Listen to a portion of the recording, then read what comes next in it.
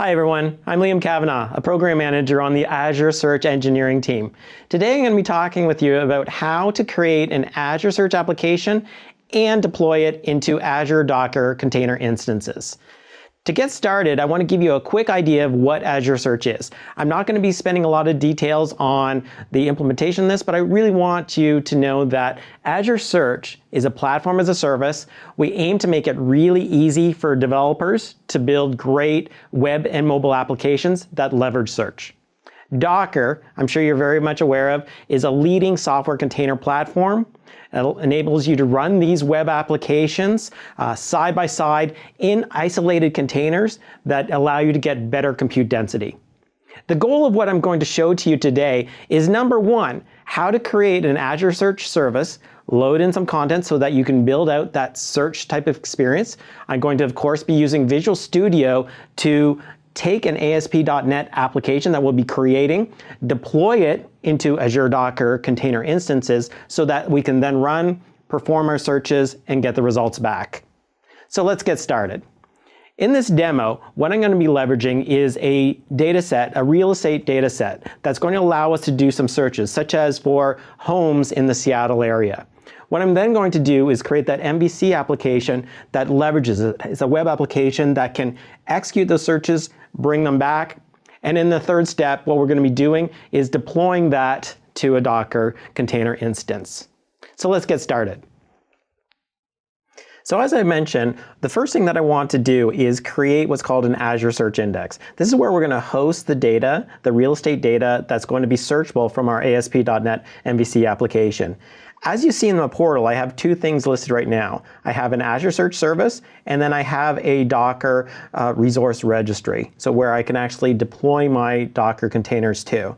So if you've never created these before, it's very simple. All you need to do is go up here in the top left, choose Create a Resource, and under here, if you choose Web and Mobile, you'll see Azure Search, where you can go and create a service, whether that's a free service or one of the higher-end scaled paid services. And also under containers, you can see here what I have is something called an Azure Container Registry. So I just created that so I can deploy my ASP.NET MVC application a little bit later on, as you'll see. So what I'm going to do is I'm going to open up my Azure Search service, and the first thing I want to do is actually get some data into it so that it can be searchable.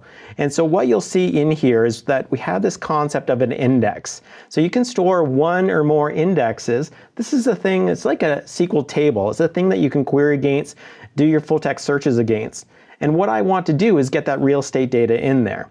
There's two ways that you can get data into Azure Search. You can either push data, programmatically send it to Azure Search, or you can use our crawler, which we call our indexer. As you see up here, we have this link called Import Data. And from here, we allow you to connect your Azure Search service to one of many different types of data stores. If I choose the possible data stores, you can see you can connect it into Azure SQL, SQL Server, Cosmos DB, blob storage in the event that you actually have PDFs or Office documents, even table storage. So to keep it simple, what I'm going to do is I'm going to choose this samples data set so that what I can do is I can grab some real estate data that we have already available for you. You know, in the background, this is actually sitting in a SQL table, but hopefully it gives you the idea of how this indexer works. So I'm going to choose a real estate data set, choose select.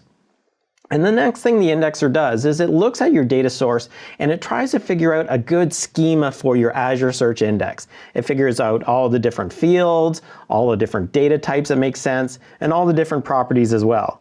So you'll notice here as I scroll up all the different fields that were grabbed from this data source. So you can imagine these might be your fields from your SQL table. These are the types, string, integers. We even have things such as geospatial so that you can do geospatial type searches. We gave it an index name. You see real estate US sample. So whenever you query, you need to know which index to query. Next, you set the property. So whether it's retrievable. You know, maybe you might have some fields that you use for scoring and weighting of search results that you might not want users to see.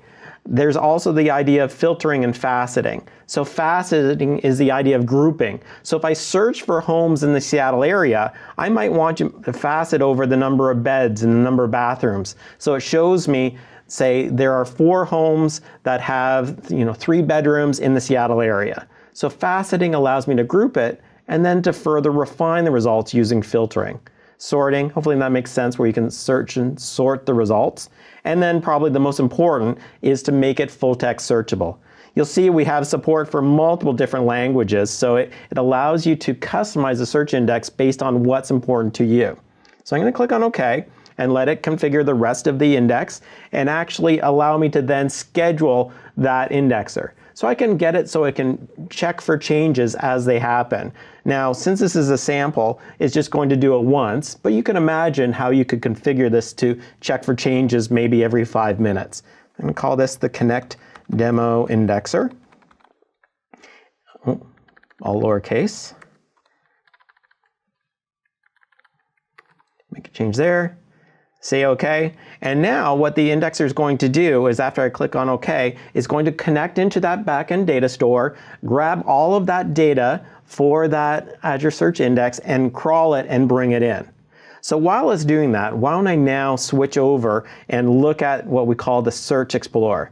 This allows you to very easily query and search over your index.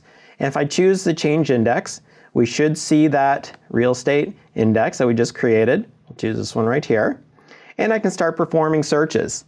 You'll notice here at the bottom where it has the URL. Azure Search is a REST-based API service, so I can make changes to this, like for example, search equals Seattle. So if I want to search for homes in Seattle, you notice how it changed the URL. Search that and start getting results. If I scroll down a little bit, you'll probably see down here somewhere where it'll actually have the city, of course, Seattle. So that was a pretty relevant result. And so now I can start making some more changes. I can say, and group it. So I can do the faceting, and facet on the beds. So when I search for that, we'll see the results. Not only does it have the results at the bottom here, but we also did the groupings, where it showed me for Seattle, there are 377 homes that have 1 bedroom, 368 that have 3 bedrooms, etc. Maybe add baths or square footage or whatever I need to.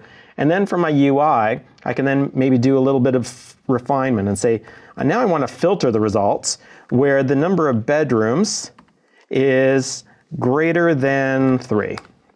And then we start getting the results, and it's going to make sure that it's only going to show me homes that are relevant to Seattle, but it's going to limit it to the results that are, say, 4 or 5 bedrooms. So hopefully you can imagine how this is very useful to start building out my UI for building out some sort of real estate application. So now that we've seen search, we have some content in there, let's now switch over to Visual Studio and start creating our application. So from Visual Studio, what I'm going to do is I'm going to create an ASP.NET MVC application using .NET Core. So I'm going to choose File, New Project, under .NET Core here, and by the way, I'm using Visual Studio 2017. I'm going to choose an ASP.NET Core web application. We'll call it Docker Search Demo, and click on OK. You'll notice now in Visual Studio 2017, what it does is it allows me to create the web application, an MVC-based application, and it allows me to enable Docker support. This is going to be important for me because it makes it very easy to either deploy this application locally to my local Docker instance, or even deploy it into the Azure Container Registry, which we'll be using as well. So I'm going to say no authentication, just leave that empty. It's going to be a really simple application, and get started.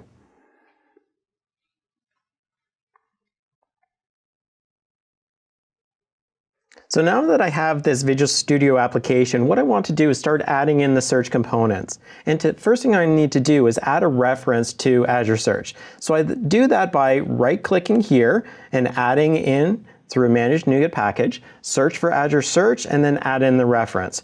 While that's working, I'm actually also going to open up the Home controller, and I'm going to start making some changes to this. So the first thing that I need to do is I need to add that reference to it. So I'm going to go in here and paste in a reference to the code that I need. So I'm going to make a reference to the namespace. This is referencing to the Azure Search namespace. You'll notice here through NuGet, once you added it, we have that Azure Search. The other thing that I can do is I can add in a new page so that I can search and actually get the results in. So I'm going to go down here and grab some code, and I'm going to walk you through exactly what I'm going to do. Copy that, paste it in, and here we go. So what I did is I added in a new view. So I can right click here and choose add view. That's going to create all the, the base JavaScript HTML code so that we can actually view some search results from our real estate search index. Give that a second to complete.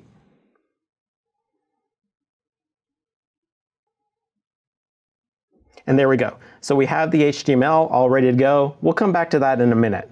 But before I make a change to the HTML, I want to show you the second function here that I added. This is the one right here. This is going to allow my HTML page make a search request. It's going to pass in some search text. We're going to do a little test using that Seattle word. Pass it up. Is going to connect into the Azure Search Index. You'll notice here I have all the connection information on my search service name. I have a query key, and I have that index that we just created. In fact, I have it as sample. I can change that to sample. That's the one we just created.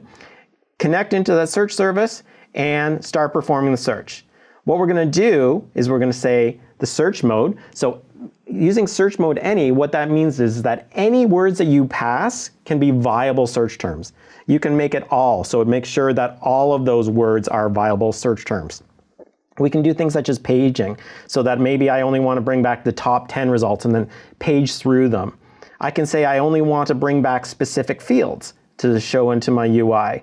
And remember, we're looking at faceting. I'm not using that right now, but I could throw in the faceting for grouping of bedrooms and bathrooms. So now we have that code.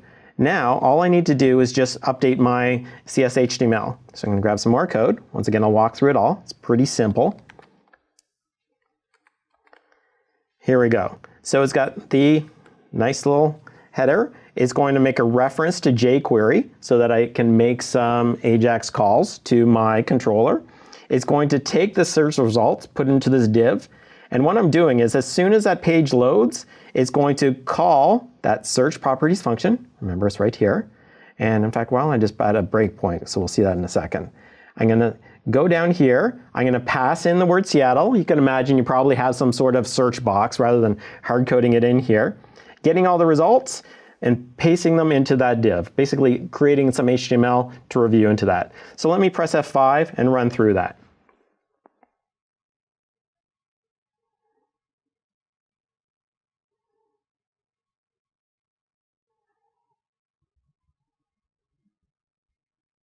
Here we go. So we have the main page. Let's switch over to our new search page. It's under Home, Search.